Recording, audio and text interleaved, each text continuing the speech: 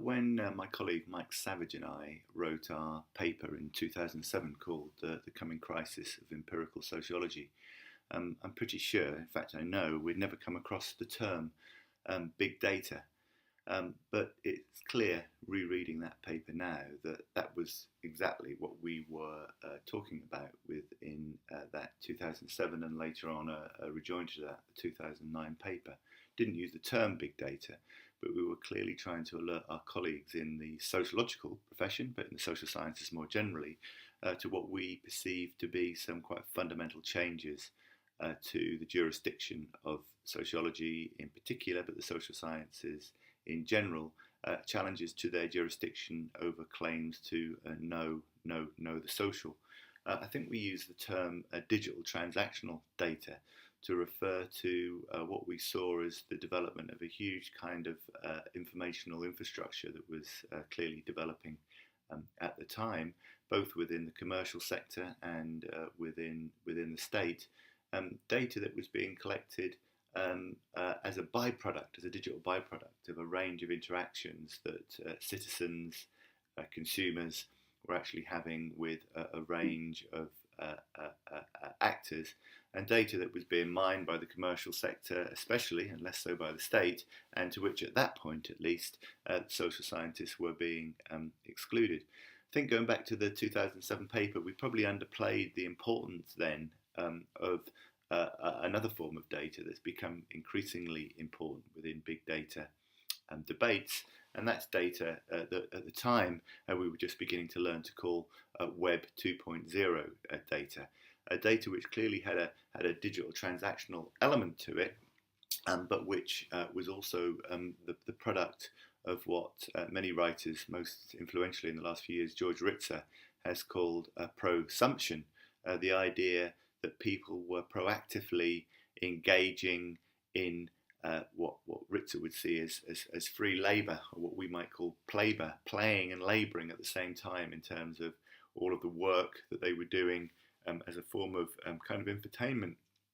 on things like Facebook, Twitter, Instagram and such like, where we could see the development of the generation of archives of the everyday that again has become increasingly important in the last few years. So in that original paper we were asked to comment on, although we didn't use the term big data, what we were clearly alluding to was the rise of digital transactional data and Web 2.0 data that we felt the sociological profession was not alert to at that time. Rereading the paper now, and it's a paper which, much to our surprise, has become incredibly popular within the literature. It's very widely cited, and it really was a bit of a polemic, an intervention to try and alert colleagues to what we saw as a major challenge that they didn't seem at that point in time anyway to be terribly alert to. I think things have changed now, and certainly with the development of this great journal, this is kind of emblematic of the case that we made, I suppose, that the social scientists and the critical social sciences in particular need to take on board an awareness and engagement with data analysis and forms of what we call commercial sociology, if you like, that was occurring outside of traditional academia. There were various other aspects of the paper that we wrote that I don't want to foreground in this short note, other than to say that we felt that the history of the social sciences, the history of sociology in particular, had become stymied somewhat with a kind of an obsession with rather narrow forms of epochal forms of social theory, whereas we felt that the real innovations in the social sciences really accrued to its methodological innovations, and that we really had forgotten that it's only in the post-war years that many of the very standard methods that we now deploy, sample surveys, the survey itself, qualitative interviews and so on, were an innovative, creative invention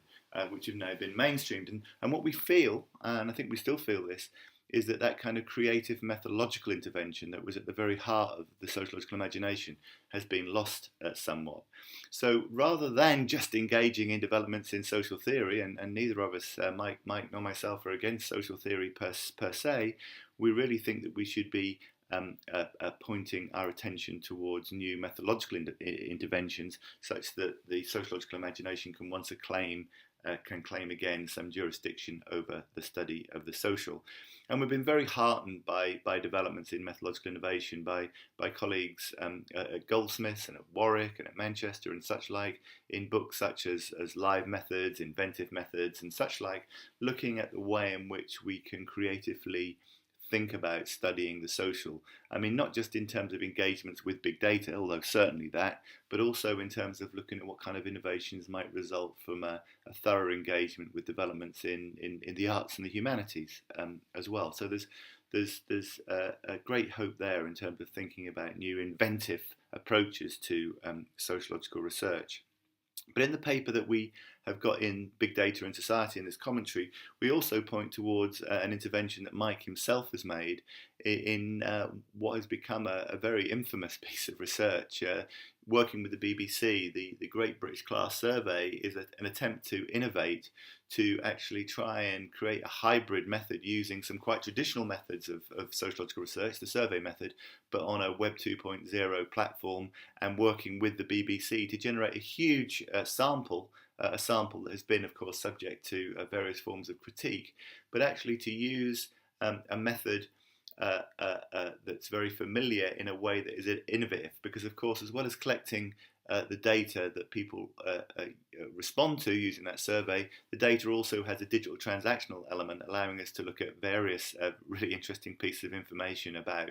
when people carry out the survey, how they respond to the survey in relation to circuits within popular culture actually advertising it, and so on. So the paper actually looks towards the BBC Great British Class Survey, not necessarily as a model for the future of social research, but at least an attempt at trying to innovate and be creative in terms of a contemporary methodological practice.